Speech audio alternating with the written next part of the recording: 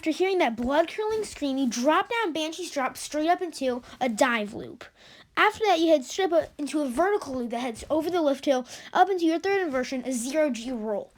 You head back down, straight up into your second dive loop, only to be followed by a third dive loop. After that, you head back down, straight up into your second vertical loop, the sixth inversion on the ride. Then you turn with some pretty good views of bat into a ZeroG Rule with some great hang time, and it's quite tight. You turn to the left and then snap to the right into the final Banshee. Banshee is freaking nuts. This coaster stands at a max height of 167 feet, top speed 68 miles per hour, length just over 4,000 feet of track.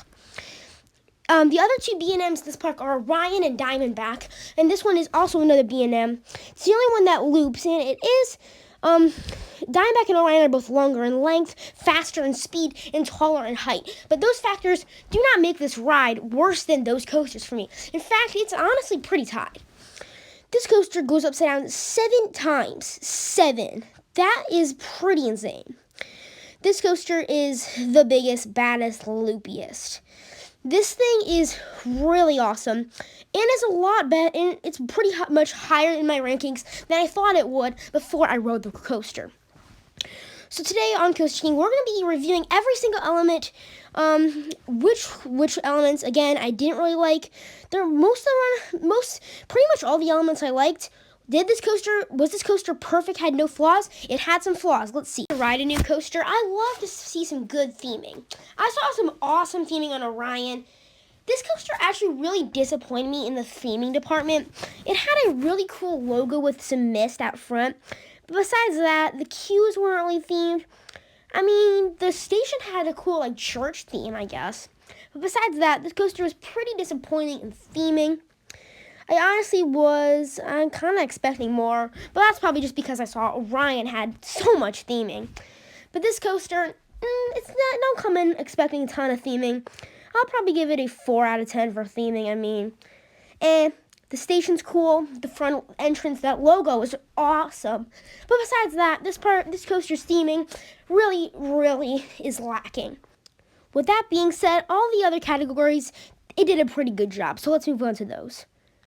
Everyone loves a good first drop on a coaster, and this coaster's main elements are the inversions. It goes upside down 7 times, and so I'll be ranking the vertical loops, the dive loops, the final ZeroG Rule, and then the other ZeroG Rule. So which inversions or inversion is the best? Let's get into this list with the inversions ranked. Number 4, the first ZeroG Rule. I put the first ZeroG Rule in 4th or last place. I don't really know. I just seem to not really like it quite as much as the other inversions. Maybe because you just whipped through it so fast, you didn't get a lot of time to take it all in. But I mean, I don't know. A ZeroG Rule is where you take an airtime hill and turn it, and you bank it 180 degrees to the left or right to go upside down. Then you bank it 180 degrees to make a full 360, the other opposite direction to go back up, right side up. Number 3, the vertical loops. The vertical loops are basically just a fancy term for loop-de-loops. I like to use vertical loops. I just felt like the other two, the next type of inversion are better. But I feel like the vertical loops are really fun elements and just your classic loop-de-loop, you know? If you think about going upside down on a coaster, a vertical loop is what you're going to think of. But the next 2 inversions really surprised me, and they were awesome. Let's move on to those. Number 2, the dive loops. How are dive loops different than vertical loops? Well, instead of going straight up like a vertical loop, you actually take a turn while still banking until you make 180 degrees. And then once you get to the very top, you head straight back down to go right side up. That first dive loop was actually my favorite part of the ride. I think it was probably just because it was the first inversion, and it was my first big inversion on a roller coaster. The other 2 dive loops kind of brought it down instead of being number 1, because I didn't like those that much, but the dive loops are really fun. Number 1, that final ZeroG Rule. Why isn't this element talked about more? I have no idea, but it's insane. You totally feel like you're going upside down, and at a really slow pace. It's so cool. It's really insane. You're literally just like, I mean, it's just such good hang time. Like, it's just like turning, and then you like realize like, wait, I'm upside down. And then you keep turning, and then you're back right side up. It is so insane for being such a small little element. I love this part of the ride.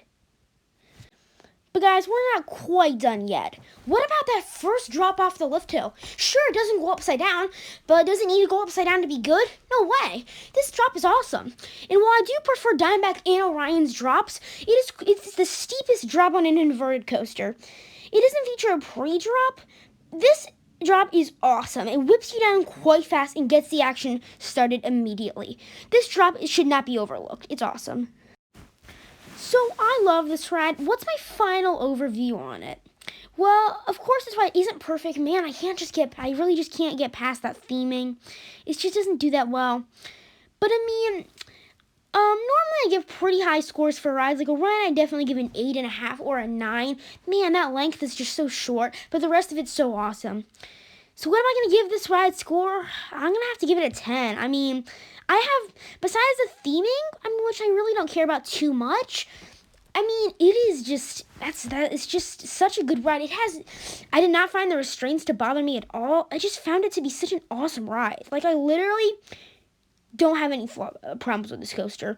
That's why I'm going to give it a 10 out of 10 for my final overview on Banshee. This is such an awesome coaster. So what do you guys think about this absolute beast at Kings Island? Make sure to subscribe to my channel and leave a like on the video if you like this video. And make sure to comment on what your thoughts are on Banshee if you've ridden it as well. This is the Coaster King.